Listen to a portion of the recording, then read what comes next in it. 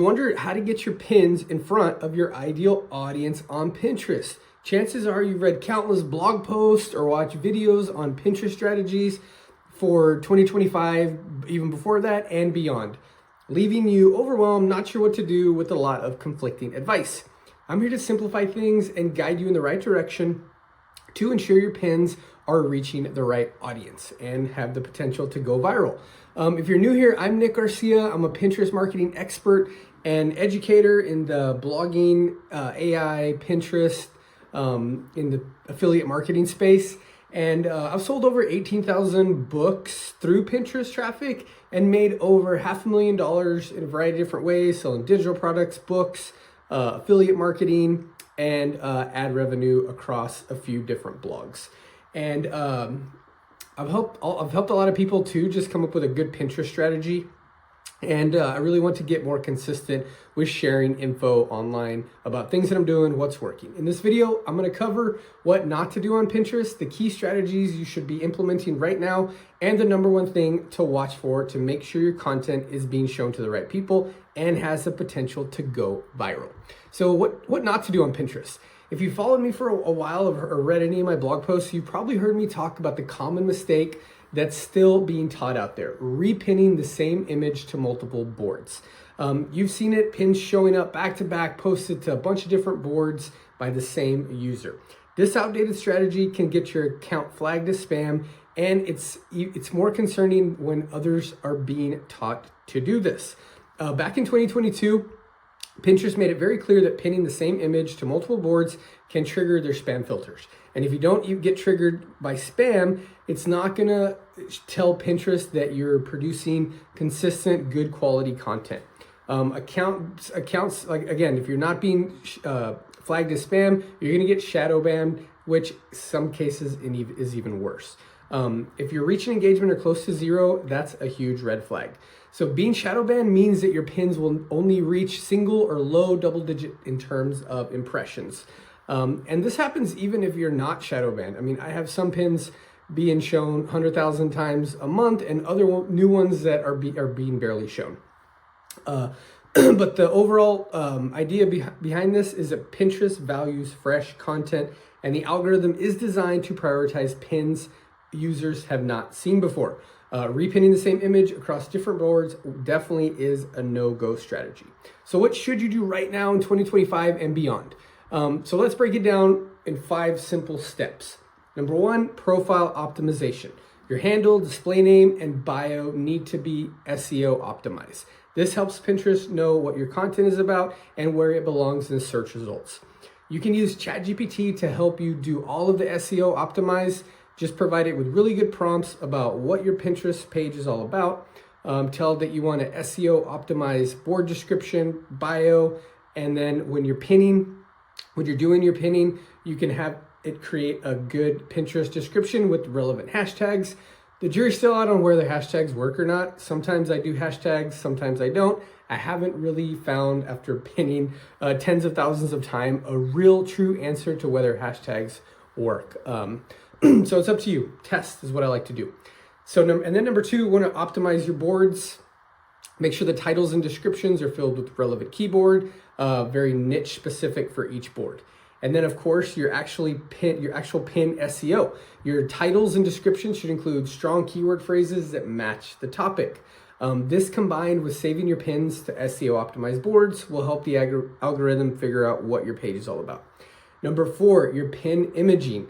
Visuals matter a ton on Pinterest. Make sure the image you're pinning is relevant to the topic, as Pinterest algorithm also considers the image when categorizing your content. I prefer to have the text large and bold with some type of good quality image that is kind of a pattern interrupt in some cases. But to me, the best pins have always had the title of, in some form or fashion, the blog post on the actual image. And then number 5, consistent pinning of high quality, fresh content. Most people, especially ones that have a bunch of Pinterest courses and blog courses, say to only pin 1 to 4 times per day. Now, I used to do this, and recently my Pinterest traffic was all over the place in one of my main blogs, which is a health and weight loss recipe type page. And so I said, you know what the heck? I'm going to pin multiple times a day. Like we're talking 12 to 14 times per day. And believe it or not, my reach shot up to almost 3 million monthly impressions. And so across 2 other blogs, I'm trying to get the content to where I can start publishing at least 8 to 10 fresh pins per day. Now you might be thinking, I can't create all these pins. I rarely create pins on Canva. I've never actually even logged into Canva. What I do is either hire somebody on Upwork or Fiverr for super cheap. You can get to about $1 to $2 per image. But I've recently found an awesome AI Pinterest generator that produces images just like VAs in India or the Philippines. It's ideogram.ai, and I'm literally posting within 1 hour 4 articles across 4 different blogs using ChatGPT and some Google Gemini to provide topics just to kind of differentiate, see what ChatGPT is missing. Pinterest trends, of course, you got to always be paying attention to that. And then Ideogram AI to produce the images. ChatGPT does have a pretty decent image generator, but it's not nearly as good as Ideogram AI. And I'm producing Pinterest images for a few cents each. So there's really no excuse to produce high quality content. Now you might be thinking ChatGPT content, it's not great. Well, you're partly right. So if you just tell it to like produce an article with the 5 top interior design trends in 2025, the article is going to be pretty crappy. So you can there's 2 ways to go about doing this. You can publish it with the pin and hope that it starts picking up traction, and then go in and make the article better. And then your second one is to just continue to ask ChatGPT to expand on certain things. Ideally, you break it apart. I've found the best success. So thing number 1, take it into a different chat prompt and say, tell me more about this. And then you can add it into your article. Or, if you are the type of person that want to go in and just make a really high quality article, then just use ChatGPT to prepare an outline just to save some time. Because the people that are growing really fast on Pinterest are leveraging AI to some degree. Again, hope you learned something from this video. Ideogram.ai, anything I mentioned below, I will put in the description so you can easily find it. And I'll be sharing more Pinterest strategy. I'm starting to ramp up my pins using Metricool social media scheduler and a VA, of course, to save myself some time.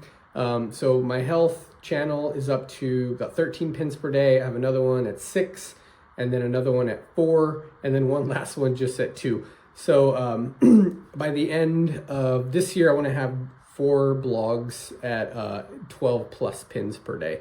So thanks. I'll keep you updated as I continue to test certain things. And if you're curious about what my page is doing or anything else that I'm doing, just shoot me a comment, but subscribe. Thanks.